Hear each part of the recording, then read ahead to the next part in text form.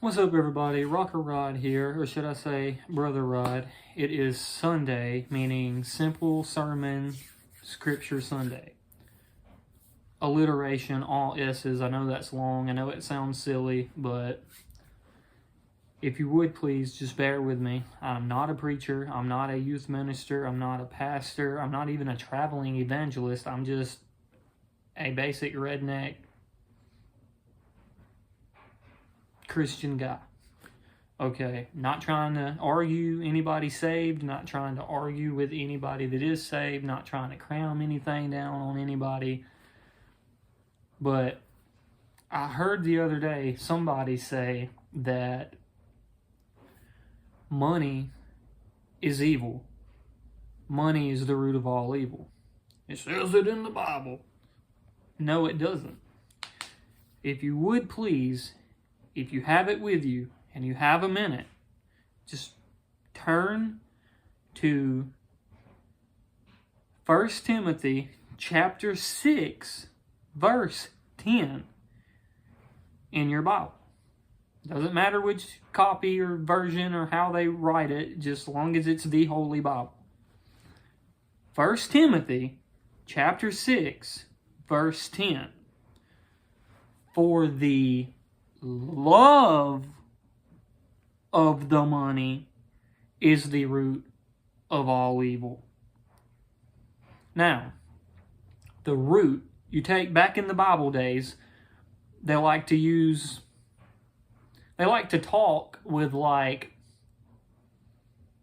a figure of speech type of way of talking. You know, you'll know them by their fruits. You bear fruits. We're compared to trees and we're compared to plants. And the root is the start of growth. It's the beginning of the tree or the plant. It's the start. It's the base. It's the, now we can get this up and going. Now, a seed is just a seed. A seed can lay there for millions of years.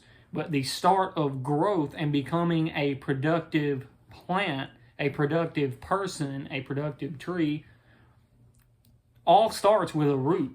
That root goes out, it gets watered, and then it becomes a stalk or a trunk of the tree or the plant. That turns into branches and blooms and buds and flowers and fruits and vegetables. But the start or the beginning or the root of all evil is the love of the money. Money isn't evil. God blesses people with money. It takes money to keep a church up and going. They have to pay lights, gas, and water. It takes money to give to Le Bonheur or St. Jude. It takes money to go take that homeless guy down the street some blankets and some food or a pair of shoes or the money to go get a hotel room for the night because it's 20 degrees outside. It takes money to further God's kingdom. And you know, a lot of times I like to ask people, if you've got two piles, let's divide your life and your decisions financially into two piles. This pile is all the money you've spent on tithes and the offering plate, furthering God's kingdom, helping people get saved, helping more people go to heaven, buying and doing good deeds, charity. And this pile is what you bought for yourself, having fun, pleasing the flesh, pleasing yourself, pleasing your brain, pleasing your body, pleasing yourself sexually, pleasing yourself as far as eating, pleasing yourself as far as sinning. Which one of these piles is bigger? Which pile helps people go to heaven and which pile helps people go to hell? And which pile is bigger? It takes money to do evil and it takes money to do good. But the start, the beginning, where the growth all starts is at the root. The root for the love of money is the root of all evil. The money itself ain't never done no wrong. It can't do good or bad. A dollar bill can't get up and go sin. A dollar bill can't get up and walk itself into church. The human loving the money and taking the love for granted, overworking yourself to go do things, is where the sin comes in. You know, my wife likes to say a lot that don't get so caught up getting the hours and getting the money and making a living to the point that you're not enjoying life and enjoying living.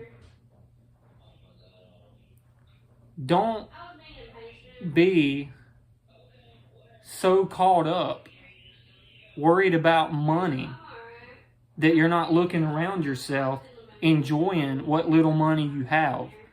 Don't take for granted what little you do have. Don't let money be your main focus. Let Christ be the center of everything, every breath you take, every decision you make, every thought you think. Let Him even creep into your subconscious as you're sleeping. Because if you're so tied up in stress and money that you're not enjoying time spent with loved ones, you're not enjoying time making memories instead of making money, then the money is worthless. You know, a lot of the old people around me say you can't take it with you when you die. You can't take anything in that casket with you that can be taken into heaven with you. So why worry about trying to be a billionaire? There's one thing you can take to heaven with you when you die, and that's other people. Before you die, you can know that you helped somebody else come to the saving knowledge of Jesus Christ. Why not help every last soul get saved that you possibly can? Don't be so focused on money and what money can do. Be focused on what you can do through Christ and what Christ can do through you. For the love of the money is the root of all evil. Money itself ain't never done no wrong and never will. And you know, to a certain extent, I believe that money is the same yesterday, today, and forever. Just like God Himself is the same yesterday, today, and forever. And God Himself is who invented money and blessings. That's just some food for thought. A lot of people twist that scripture. Go read it. If you want to, read the whole chapter. If you want to, read the whole book of 1 Timothy and get a better understanding of what I feel we need to understand as Christians and as lost people, for that matter. This is Rocker Rod here. If you haven't already, go subscribe. Go pray about this before reading it. Ask God to lay it on your heart what the scripture really means. Maybe you'll interpret it in a way or see things in it that I haven't even thought of or seen. Maybe you'll read it and interpret it and it help you in your everyday life. Who knows? That's just from Sunday all the way till today, Sunday. That's the scripture that popped in mind that I wanted to discuss. Rocker Rod here. Y'all go read it.